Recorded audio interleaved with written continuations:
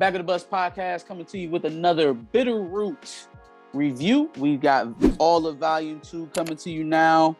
A lot of things about this second book that just kind of elevate. You know, the second chapter of the story, it takes you on a little bit more of an explorative journey. I think the first volume was very based in that moment. It was very present. You didn't get a whole lot of flashbacks. You got people talking about stuff that happened in the past. This volume very fleshes it out very, very well. Very well. If I can say one thing that I really, before we start getting to the nitty gritty of what happened in the book, these covers. So hold on, man. So you kicking it off with the Red Summer special. Okay, all right. I see where we going. That's cool. You jump ahead, right? And the next one is a Spike Lee joint, I believe. Yes. The next one is a Spike Lee joint movie poster. Dope. Like, man, okay. So that one's pretty good. Then the next one after that is Boys in the Hood.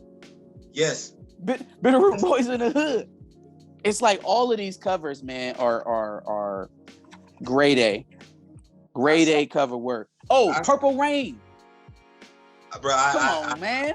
I died when I saw Purple Rain. Purple Rain. No, the covers were dope. The covers were dope. They're not in. They don't have the actual books anymore. I can't find them. You're not understanding. I'm gonna help you understand. I bought the album. Not the CD. Okay.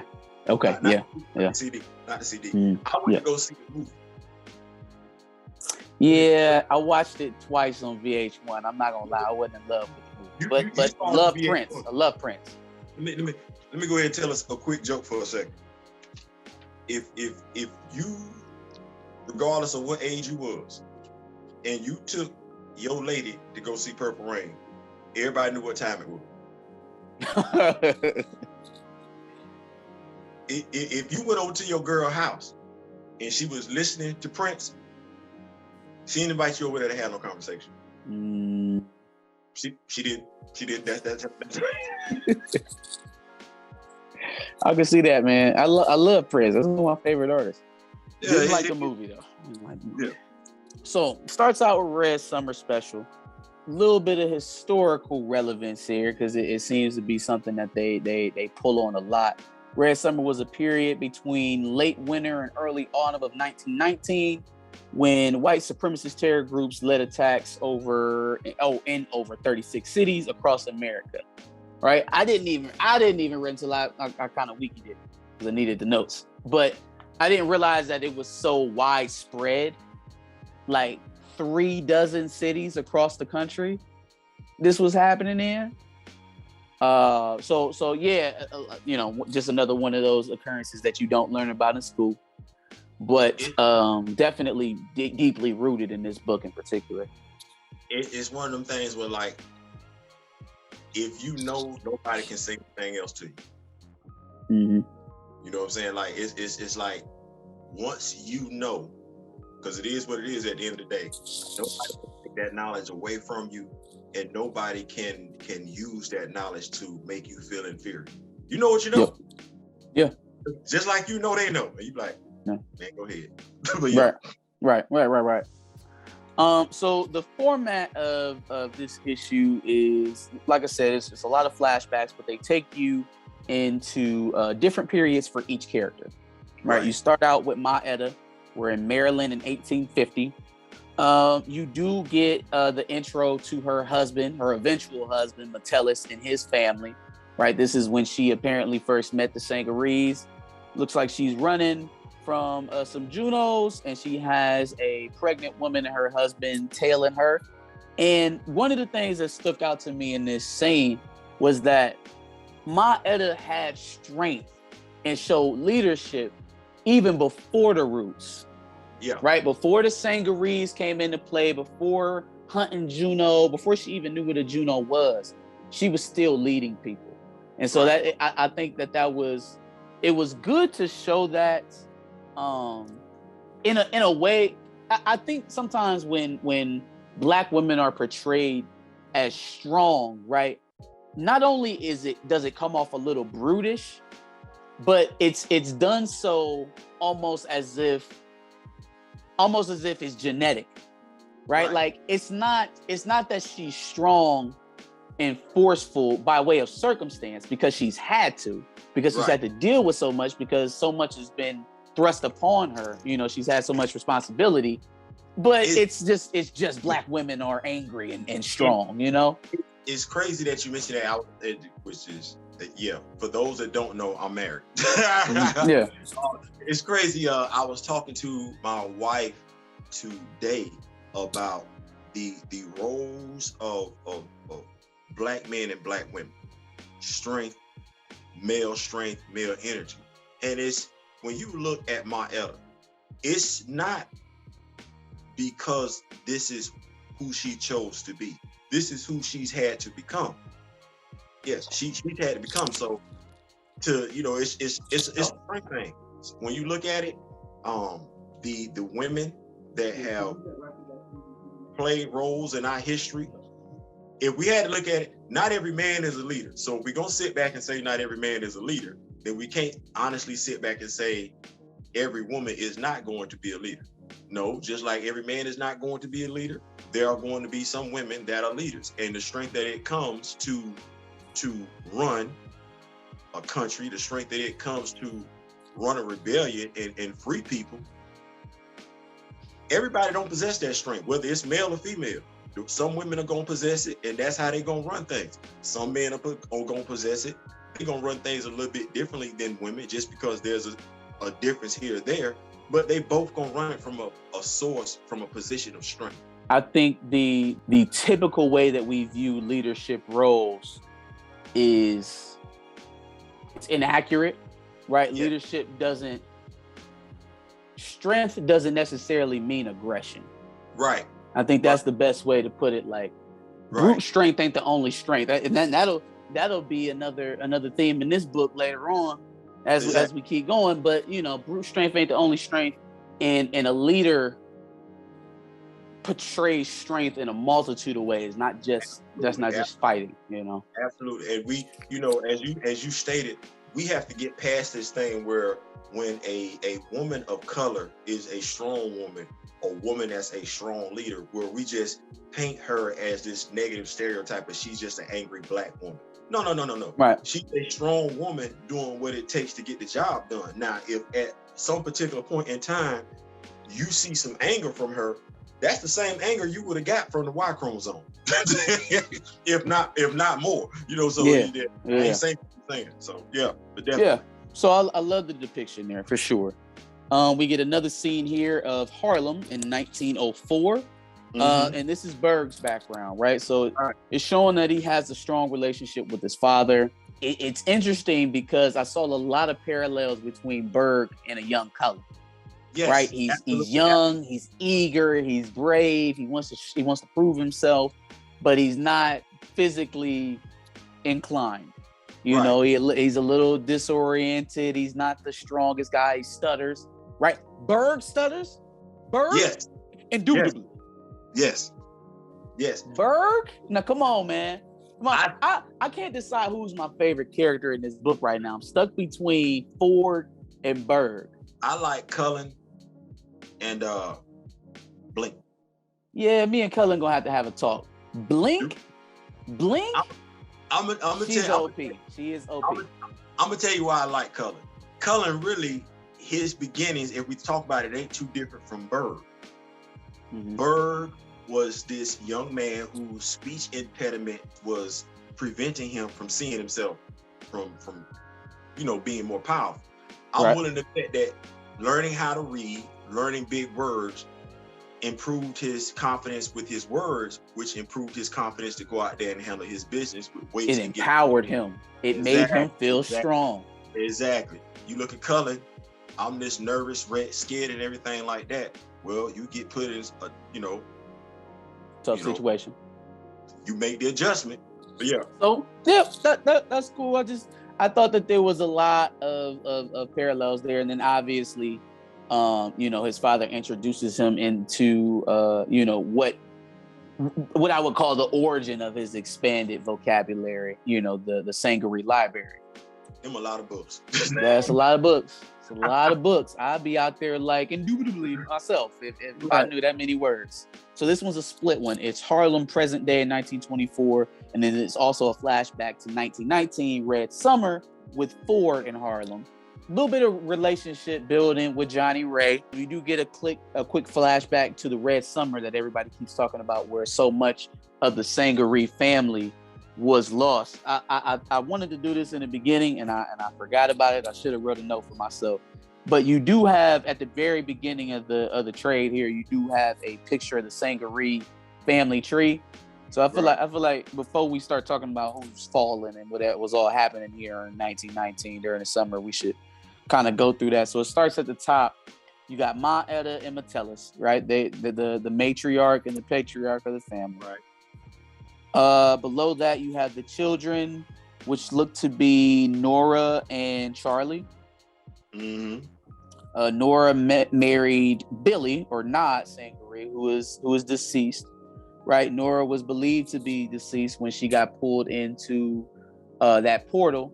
And we'll see here in just a second how all that went down. But before that, she did have a super powered daughter, Class A ass kicker, Belinda Blink Sangerye, Mm-hmm. which I'm going to make a proclamation about her a little later on in this review. But I think something has been made very clear here in volume 2, and I'll let you know in a second here. On the other side from Charlie, you've got Sarah Sangerye, who is deceased. Charlie was believed to be deceased when he got pulled through with Nora.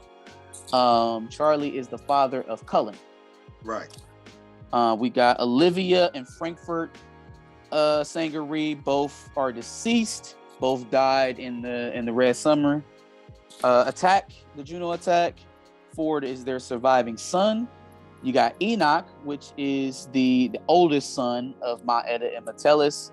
And then you got Berg, who also lost his parents during the Red Summer, Lillian Sangerye and Burrell. If we pop back over to 1919, you see Berg and Ford fighting back to back, trying their best to keep the Juno at bay.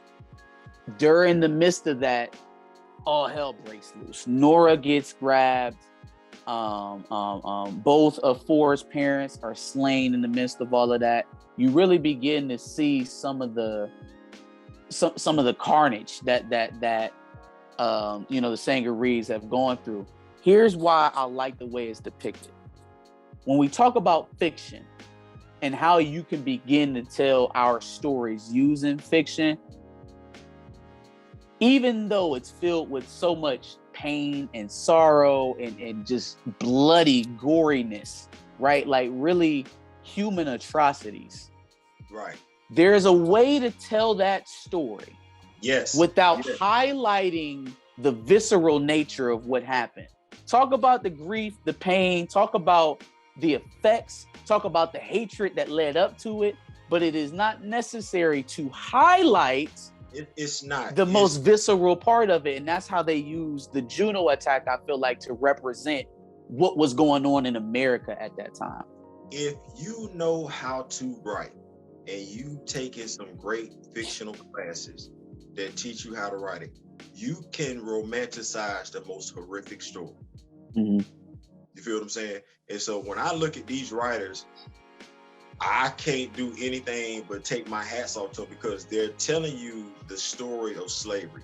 They're telling you the story about civil rights, but they are doing it very much so in a superhero, science fiction, horror type fashion. So it's working. It is absolutely working. No, for sure. Tulsa, 1921 is our next stop. And here we'll be with Dr. Sylvester. All right. We do get the actual scene of his kids perishing, which is tragic, man. Like it once again, there's no body parts flying all over the place. There's no faces seared off. And even still, it's a very impactful scene, right? Absolutely. I can't decide whether or not, like, there's two parts in this book that I really like that stand out to me. It's this one, this whole saga with Walter Sylvester, with his children. He loses his son, right, while the city is being firebombed, or his daughter, excuse me, loses his daughter first. She falls. He's so grief-stricken that he can't even protect his surviving son. He's so debilitated by the fact that he's watching his baby girl on the ground that he can't even take care of the other son that he has behind him. So in all that haste, as they're continuing to firebomb the streets, Nightsdale, Miss Abigail Nightsdale, takes or attempts to take his son to safety, and she gets she's injured in the midst of trying to help Sylvester and his son in that moment. So all of this destruction, all of this pain, all of this hurt, all of this monstrous, just a terrible time, right? Out of that is born that monster that we've seen in the first book of Nightsdale, her Juno form, this very peculiar acting Juno. That was her birth, essentially, was the pain of seeing, not only seeing a father without his kids, but being so close, right, to saving that boy. Right? Why did she survive? Survivor's guilt is probably plays a role in that. Right? So just a really in-depth scene, man. I liked it a lot, actually. They always say, beware of looking into the abyss. And people don't understand. It's like when you can become so hurt by someone or something, you start taking on the characteristics of that person or that thing. Now, if you fine with it, you're fine with it. But you just need to know, the more you expose yourself to it, the more you're taking those energies on. And so the more they talk about, the pain, that basically how Black people have been traumatized. Right. The more they talk about this in this story, it is a very, very real and prevalent thing. It is something that's very, very real as far as just suffering from a lifelong PTSD.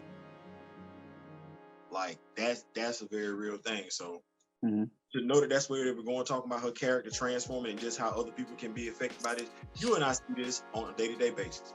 Yeah. I see it on a day-to-day basis. So, yeah, man, you're right. And I think another theme that they're kind of pushing in here is an idea of a collective consciousness. Yes. It don't have to happen to you. It doesn't have to happen to you.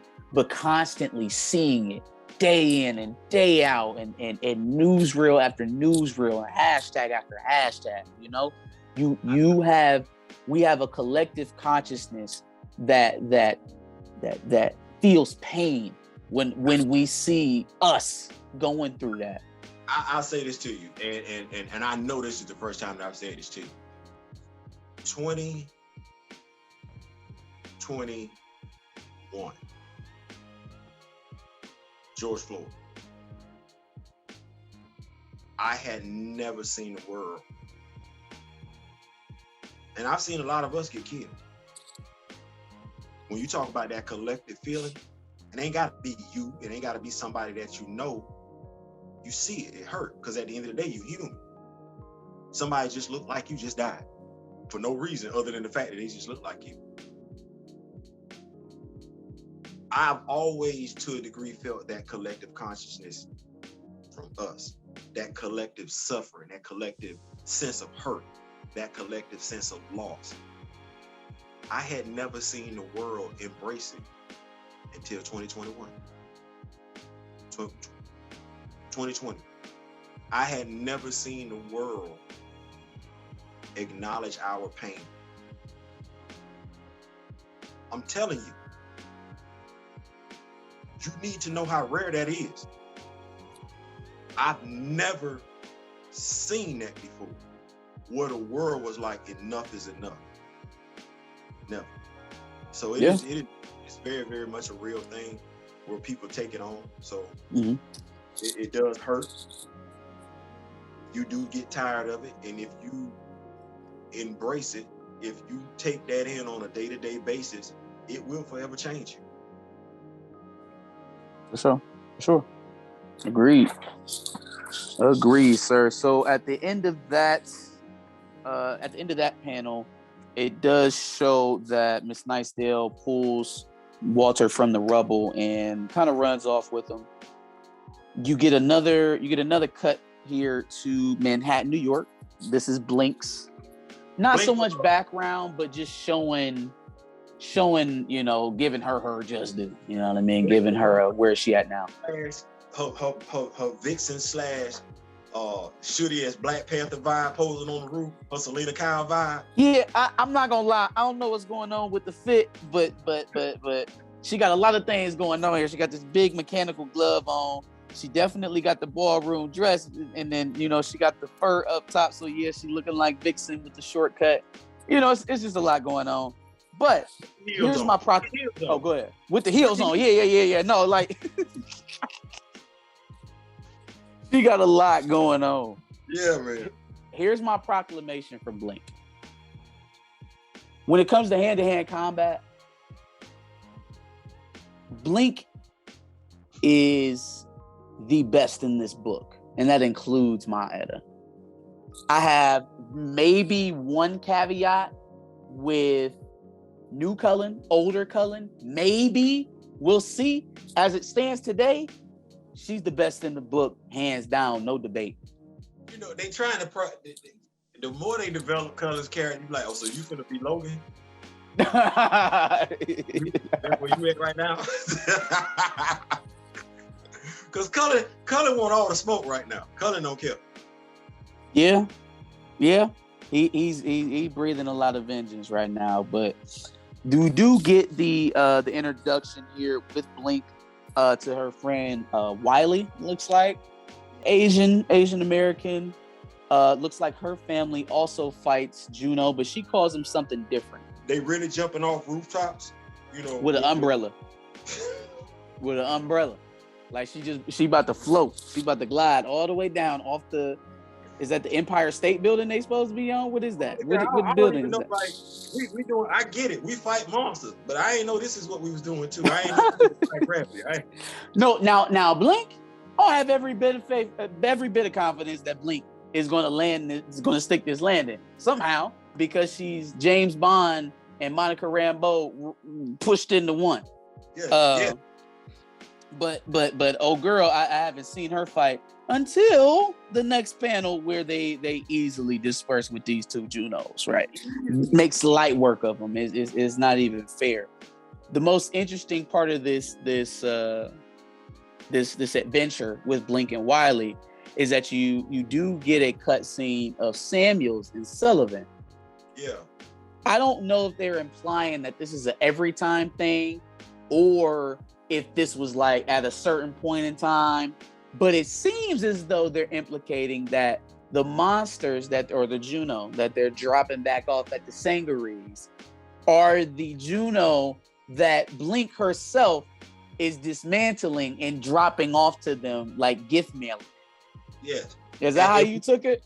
I also looking at it like this. If this is what we're doing, first of all, this is an older Blink.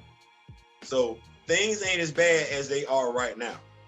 If we go into the future, things ain't as bad as they are right now. So much so to the point where Sullivan and O'Boy ain't even really patrolling the neighborhood. They just come through regularly at this particular point right here.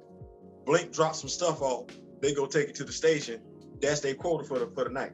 So this is 1924. So this is present day for the book.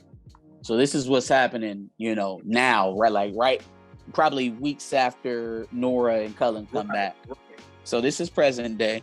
So then it seems like it's something that's been going on. If this is present day and they've acknowledged that it's been going on for a while, are they just straight up taking like what's handed to them from Blink?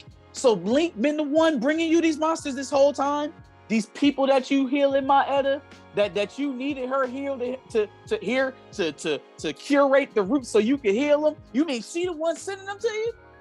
Bro, free Blink, bro. Free Blink. I got a gun, bro. Listen. Free Blink. At some point in time, Marcus and Theo got to know that 9mm shells don't work on this particular creature. Mm-mm. This what they gave us at the armory don't work. So we need to let trained professionals, folks that's equipped to handle this. Now, Marcus, I tell you just like Sullivan, you want to go on out there and You can go on it there if you want to. You can go look for some Juno if you want to, but I'm gonna take the one that's airmailed to me. Yeah. Yes, sir. No, I got all of that energy for sure. All right, now on to my my second candidate for favorite part and value to a Bitterroot. It is the reunion, right? That we never got a chance to see in the first volume between Nora and Cullen. Right. She does take him back to an encampment, I guess you can say, this kind of world tree looking thing.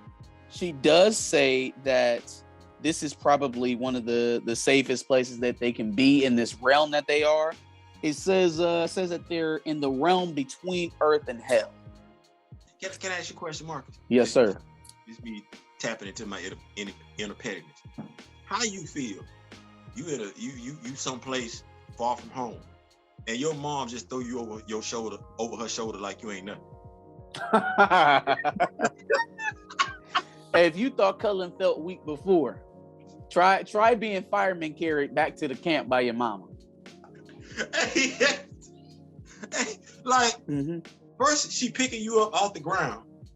Then her squat game is nice. It's insane, right? Got him up in a hurry. Look, throw you over her shoulder. She threw you over her shoulder. Walks you back to the camp. She ain't run. She walked you back, threw you off her shoulder onto a cot. Your Cullen needed to toughen up, bro. He needed to Oh man, okay. So the place that they are that they're in is called Berserker, right? And Nora begins to explain to Cullen as he's coming to what's going on. You know, he's got a lot of questions, right? First thing she wants him to see is that not only am I alive, but your father's alive as well. Yeah. You know, Charlie is alive. We both survived that attack in 1919. So Enoch's worst fears of you know, ultimately doing Cullen's parents in, at least that part of it, you know, he can kind of, you know what I'm saying? He didn't do that one. I ain't gonna lie. Cullen dad, he's swole to not have no ladies. Like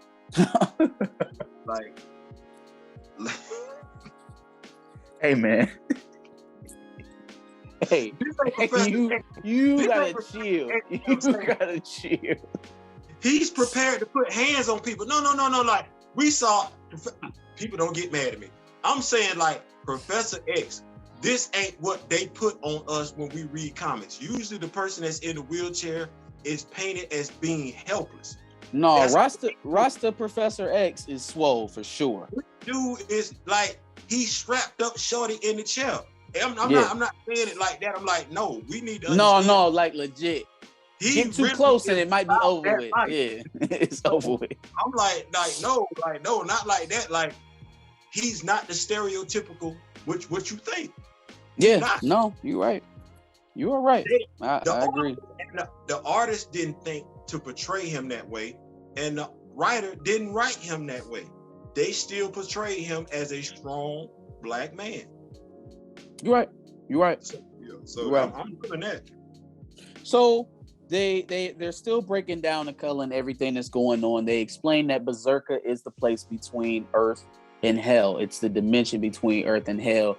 So, you know, a lot of names for it. Purgatory is probably the most commonly known name, but they call it Berserker. The point that I thought was important to point out, not just at this point in the book, but for later on, is that they never found a way out, right? They've been here all this time. They've never found a way out. No one in that village or that encampment ever found a way out, right? I thought that was odd too, considering how they're gonna play it out later on. Yeah, right. Yeah. Mention the portal, and this is the middle realm, Middle Earth, whatever you want to call it, Purgatory.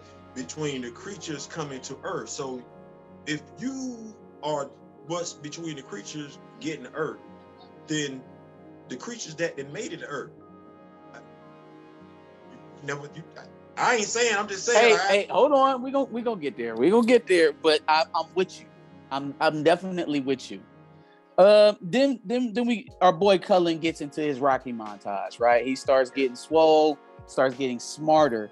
A note that I put down about this part, about these next couple of pages with Cullen, is that Charlie and Nora's tutelage made Cullen stronger and smarter, yes. Right? It made him more knowledgeable. But it was constant war in Barzaka that made him a cold pragmatist, that switched him from lovable, eager child to cold-hearted killer, cold-hearted. I have one goal, and everything I do from now until I live my last breath, or until I breathe my last breath, is going to be to achieve that goal. Everything else be damned, right? That is what war and purgatory did to him. Nora and Charlie prepared him for it, but it was the constant fighting and warring in that place that led him. I think even here in the next couple of pages, you see him lose one of his first comrades, right? One of the comrades that he first loses, and you would expect him to be sitting there bawling, but he finds a way to stow it away. You know, he finds a way to put it, like you said, compartmentalized. Even when we look at Cullen and that sole purpose, I really want to say he has two. He had two while he was in purgatory, and he had two once, later on. Mm-hmm. The two in purgatory, I'm gonna kill all the Geno, and I'm not giving up hope of getting home. Next point. Yep. So on the next page, he tells Nora, look, man, I understand it looks bad, but I told you once before, and it hasn't changed. I'm not going to die here. I'm not going to die here. So we're going to have to figure something out. We got to figure something out, because not only that, but they're getting closer to falling. Right, the whole intention of them being there, or I guess the reason for them staying there, is to be the staging ground for an initial battle before the monsters from hell are able to make it to Earth. I'm gonna say it's two different mindsets. The person that doesn't have a problem dying in a fight is fighting differently than the person who wants to live. Boy, that's why you don't fight certain people. You know what I'm saying? There's certain people you don't fight. You need to vet who you fighting. If you fighting a person that's prepared to die, that's different than you fight somebody who don't want to die. Yeah. The person that don't mind dying, don't care how much punishment you put on them. They don't plan on living through this anyway. So they just gonna keep going until you fall. Either. The person that don't want to die, you need to understand, don't put that person in a situation where they feel like it's either you or them. They're going to choose them over you all day, every day, and twice on Sunday. So it's one of them things where it's a unique perspective. Cullen was fighting to live. I'm not dying in this place. I die someplace else, but it ain't finna be here. Yeah, no, for sure.